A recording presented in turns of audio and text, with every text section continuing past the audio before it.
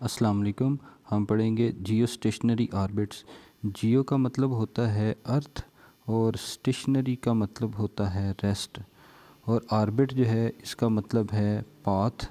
तो ऐसे सैटेलाइट जो ज़मीन के लिहाज से रेस्ट पे होते हैं उनकी बात हो रही है। अगर हम डेफिनेशन बनाएं तो डेफिनेशन में है the orbit in which period of revolution of satellite is exactly equal to period of revolution of earth is called geostationary orbits। ऐसे ऑर्बिट जिनमें सैटेलाइट का टाइम पीरियड और अर्थ का टाइम पीरियड जो है वो एग्जैक्टली मैच करेंगे। तो अगर आपके पास जो है ये सपोज़ कर लेते हैं हमारे पास एक अर्थ है और अर्थ के बाहर जो है एक सैटेलाइट है, सपोज अर्थ, और अर्थ के पाथ में एक सैटेलाइट जो है वो रिवॉल्व कर रहा है। लेट्स सपोज एस सैटेलाइट है और ई जो है वो अर्थ है। तो ये जिस पाथ में रिवॉल्व करेगा, इस पाथ में जो रोटेशन होगी, इस पाथ में रोटेट करने का जो टाइम है और अर्थ के रोटेट करने का टाइम जो है वो एग्जैक्टली बराबर होंगे। तो वो सैटेलाइट जो जिनका टाइम पीरियड 24 आवर्स है, वो सैटेलाइट जिनका टाइम पीरियड अर्थ के टाइम पीरियड के साथ मैच करता है, इस तरह के जो सैटेलाइट्स हैं इनको हम बोलते हैं जियो सिंक्रोनियस सैटेलाइट या geostationary satellite. Geostationary satellite is one whose orbital motion is synchronise मतलब मैच करना विद रोटेशन ऑफ अर्थ। तो जो सैटेलाइट की ऑर्बिटल मोशन है वो एग्जैक्टली मैच हो जाएगी रोटेशन ऑफ अर्थ के साथ। तो और अर्थ अपने एक्सिस के अबाउट जो है पूरा चक्कर 24 आवर्स में कंप्लीट करते हैं। तो जियो स्टेशनरी ऑर्बिट्स में जो सैटेलाइट होगा उसका टाइम पीरियड भी 24 आवर जो है वो हो जाएगा। अब अगर जियो स्टेशनरी सैटेलाइट्स की एप्लीकेशन की बात करें तो एप्लीकेशन में कम्युनिकेशन सिस्टम है, और उसके बाद जो है हम जियो स्टेशनरी सैटेलाइट्स की मदद से वेदर ऑब्जर्वेशन करते हैं। जियो स्टेशनरी सैटेलाइट्स की मदद से हम मिलिट्री ऑपरेशन जो है वो करते हैं, और जियो स्टेशनरी सैटेलाइट से नेविगेशन जो है वो करते हैं। तो ये हमारे पास जियो स्टेशनरी सैटेलाइट्स की एप्लीकेशन है। अब हम जियो स्टेशनरी सैटेलाइट्स का एक्सप्रेशन जो है वो जियो स्टेशनरी ऑर्बिट्स का एक्सप्रेशन जो है वो हमने फाइंड करना है। तो वो पाथ हमने फाइंड करना है जिसमें जियो स्टेशनरी सैटेलाइट्स जो हैं वो रिवॉल्व कर रहे हैं। तो लेट्स सपोज कि आपके पास ये अर्थ है और अर्थ के बाहर जो है कोई सैटेलाइट है किसी पॉइंट ए पे, इसको एस का नाम दे देते हैं। अर्थ के सेंटर से सैटेलाइट का डिस्टेंस जो है वो है आर। तो अर्थ का अगर मैस जो है वो कैपिटल एम हो और सैटेलाइट का मैस जो है वो स्मॉल एम हो, तो अर्थ और सैटेलाइट के बीच में एक ग्रेविटेशनल फोर्स होती है। अर्थ और सैटेलाइट के बीच में जो ग्रेविटेशनल फोर्स है इसको हम लिखते हैं F equal to G capital M small M divided by R square. अब ये जो ग्रेविटेशनल फोर्स है ये तो अट्रैक्टिव फोर्स होती है, और अगर अट्रैक्टिव फोर्स है तो ए पॉइंट पे जो सैटेलाइट है वो अगर यहाँ से बिल्कुल सीधा जाना चाहे तो ग्रेविटेशनल फोर्स इसको कर्व करवा लेती है और ये सर्कुलर पाथ में इसको घुमा देती है। अब ये जो सैटेलाइट अगर सर्कुलर पाथ में मूव कर रहा है तो सर्कुलर पाथ में मूव करवाने के लिए जो फोर्स चाहिए होती है वो सेंट्रीपिटल फोर्स है, और सेंट्रीपिटल फोर्स कौन बनाएगा? वो ग्रेविटेशनल फोर्स बनाएगा। तो ये जो अर्थ की ग्रेविटेशनल फोर्स है ये क्या करेगी? ये सेंट्रीपिटल फोर्स बनाएगी सैटेलाइट के लिए, और सैटेलाइट के लिए सेंट्रीपिटल फोर्स का जो फार्मूला बन जाएगा वो है F equal to M B square divided by R. अब ये जो हमारे पास दो इक्वेशन बन गई हैं, फोर्स और दूसरा सेंट्रीपिटल फोर्स, ग्रेविटेशनल फोर्स और सेंट्रीपिटल फोर्स को अगर हम कंपेयर करा दें तो यहाँ से हम सैटेलाइट की वेलोसिटी कैलकुलेट कर सकते हैं कि ये जो ए पॉइंट पे सैटेलाइट है वो जिस वेलोसिटी v के साथ जा रहा है इसकी वैल्यू जो है वो कितनी है। तो ग्रेविटेशनल फोर्स का फिर फार्मूला बन गया F equal to G capital M small M divided by R square, और सेंट्रीपिटल फोर्स का फार्मूला बन गया M V square divided by R.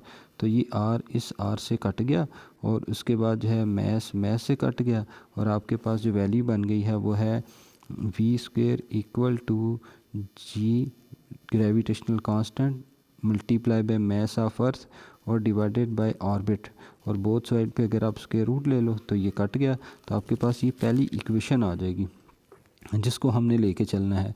तो ये जो पहली इक्वेशन है वो हमारे पास सैटेलाइट की वेलोसिटी जो है वो बता रही है कि सैटेलाइट जो है वो कि जब किसी ऑर्बिट के अबाउट मूव करेगा तो उसके पास ऑर्बिटल वेलोसिटी जो है वो कितनी है। अब अगर ये जो सैटेलाइट है हमारा, अगर ये ए पॉइंट से अपना सफ़र स्टार्ट करता है और वापस ए पे आ जाता है, तो ये जो डिस्टेंस कवर करेगा, डिस्टेंस का फार्मूला है वो है s is equal to V T. तो सैटेलाइट ने जो डिस्टेंस कवर करना है वो डिस्टेंस जो है वो सरकमफ्रेंस ऑफ सर्कल के बराबर होगा, और सर्कल का सरकमफ्रेंस क्या होता है, वो 2 पाई आर होता है। तो s की जगह आ गया फिर 2 पाई आर, और वेलोसिटी v के साथ जो है वो सैटेलाइट जा रहा है, और पूरा पाथ जब कंप्लीट करेगा ए से मूव करके जब ये वापस ए पे आएगा तो पूरा पाथ कवर करने में जो टाइम लगेगा वो लगेगा टाइम पीरियड टी। तो यहाँ से हम वैल्यू कैलकुलेट कर लेंगे, इक्वेशन नंबर 2 कैलकुलेट कर लेंगे। तो टी मल्टीप्लाई लेफ़्ट साइड पे जाके जो है वो डिवाइड, तो 2 पाई डिवाइडेड बाय कैपिटल टी। अब आप इक्वेशन नंबर 1 और 2 को अगर आप कंपेयर कर लो तो इक्वेशन नंबर 1 और 2 की लेफ़्ट हैंड साइड सेम है, तो राइट क्या आएगी, वो सेम होएगी। अब 2 pi R divided by T equal to square root G M over are.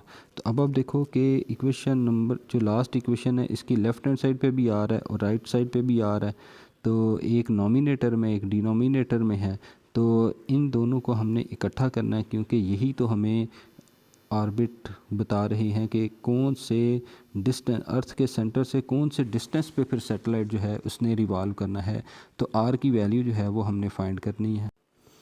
अच्छा जी, जो हमने लास्ट इक्वेशन बनाई उस लास्ट इक्वेशन का आपने क्या करना है, स्क्वायर ले लेना है। तो स्क्वायर अगर आप बोथ साइड पे लोगे तो राइट साइड पे जो था under root G M divided by R, तो जब आप इसका स्क्वायर लोगे तो स्क्वायर और अंडर रूट तो कट जाएगा, तो आपके पास जो है under root G M divided by R आ जाएगा, और लेफ़्ट साइड पे 2 pi R divided by capital T था, तो इसका स्क्वायर रूट लेंगे तो फिर आपके पास वैल्यू आ जाएगी 4 पाई स्क्वायर और R square divided by T square.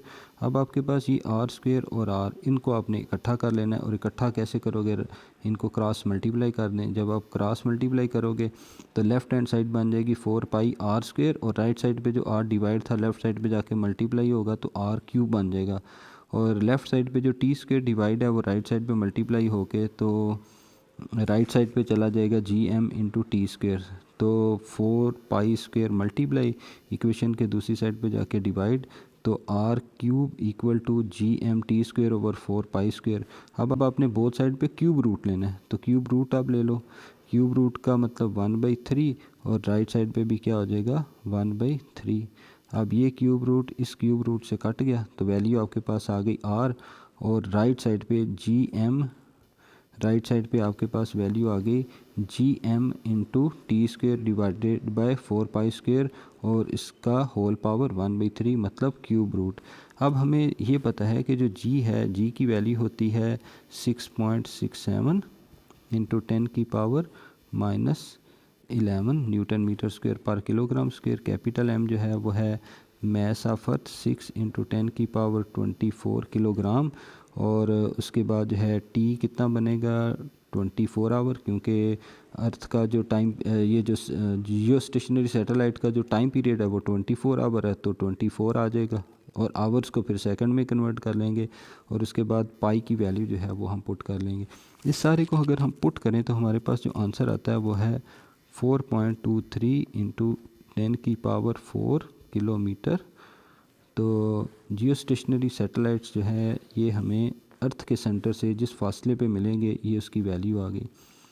और अगर हम ये कैलकुलेट करना चाहें कि सरफेस ऑफ अर्थ से जो है वो जियो स्टेशनरी सैटेलाइट जो है वो किस फासले पे है, तो इसको कैलकुलेट करने के लिए जो है हम जो फार्मूला यूज़ करेंगे वो है, अब आप देखो कि अगर आपके पास अर्थ है, अर्थ का रेडियस जो है वो है कैपिटल आर, और अर्थ का जो रेडियस कैपिटल आर होता है